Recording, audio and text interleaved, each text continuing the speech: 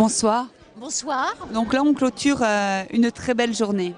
Très belle journée, un handi golf, c'est-à-dire du golf avec des personnes handicapées qui peuvent jouer au golf avec des personnes valides, et ça je trouve ça extraordinaire. Et cette journée donc était au profit d'Handi Chien, organisée donc par le Lions Club de Saint-Cyprien. Et alors pour moi, une journée extraordinaire parce qu'un accueil et puis une volonté de trouver tous les partenaires nécessaires pour parrainer un chien pour une personne handicapée de la région. Extraordinaire.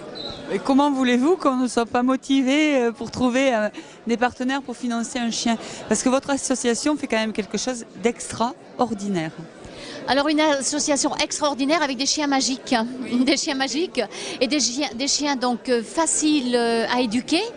Et quand vous voyez ces familles d'accueil avec leurs jeunes chiens très dynamiques qui ensuite, lorsque ces chiens donc arrivent au centre bien socialisés, peuvent se poser par l'âge et être remis à des personnes en situation de handicap qui en ont vraiment besoin, soit pour les aider dans la vie quotidienne, soit pour faciliter la communication et surtout pour vivre le handicap au quotidien qui n'est pas toujours facile. Et le chien est là pour les aider, partager leurs émotions et ne jamais juger.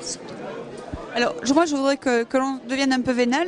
Un chien, ça coûte combien? Alors, le chien coûte à l'association éducation pendant 2 ans.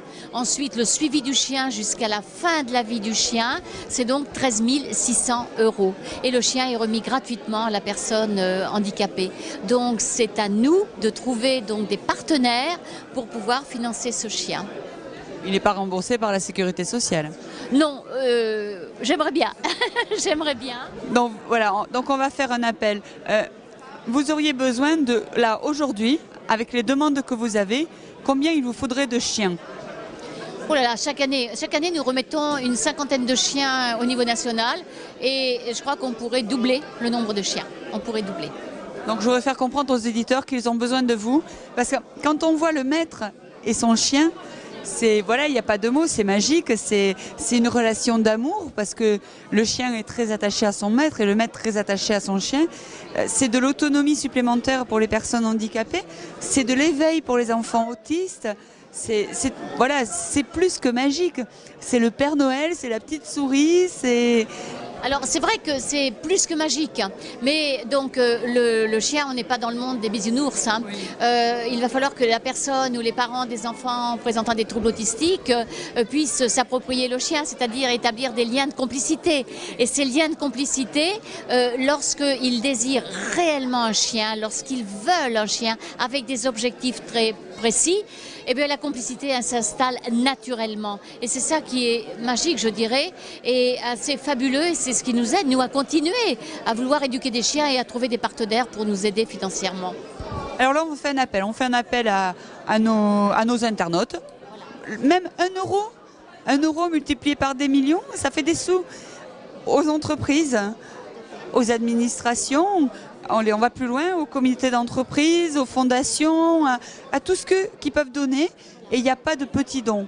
Il n'y a pas de petits dons. Je pourrais donner un exemple. Dans un département dans l'Ouest, des associations cantonales, en donnant la valeur d'un timbre, ont réussi, chacun un timbre, ont réussi à parrainer un chien très rapidement. Vous imaginez un timbre multiplié par un certain nombre de personnes, on peut arriver à 13 600 €.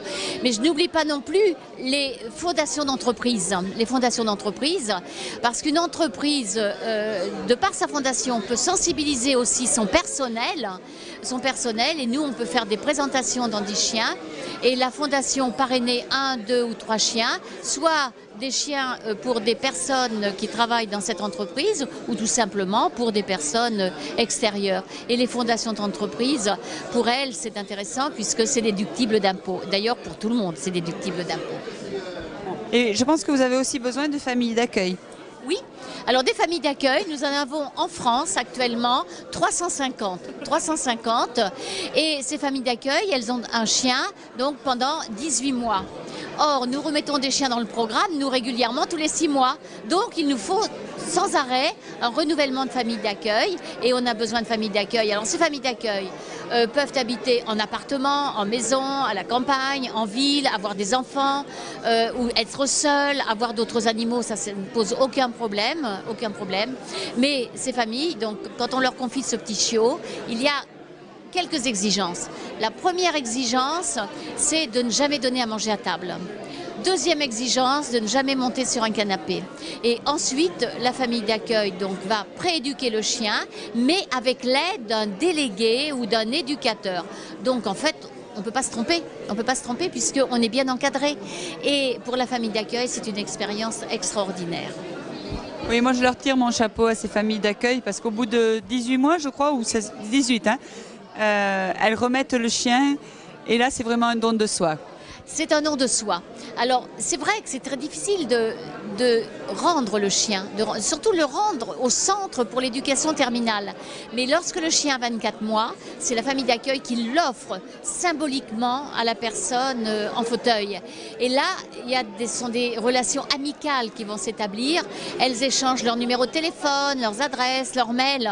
Et elles se rencontrent souvent parce que la famille d'accueil va avoir des nouvelles de son chien, ce qui est normal. Et nous, on demande à la personne bénéficiaire eh bien, de donner des nouvelles pour ne pas rompre cette chaîne de solidarité, une chaîne de solidarité. Écoutez, merci beaucoup. Nous, on va rester en contact parce que vous avez besoin que l'on parle de vous. On va mettre toutes vos coordonnées au bas de la vidéo et je vous dis à très bientôt. À très bientôt et merci beaucoup. Merci. Merci à vous. Merci.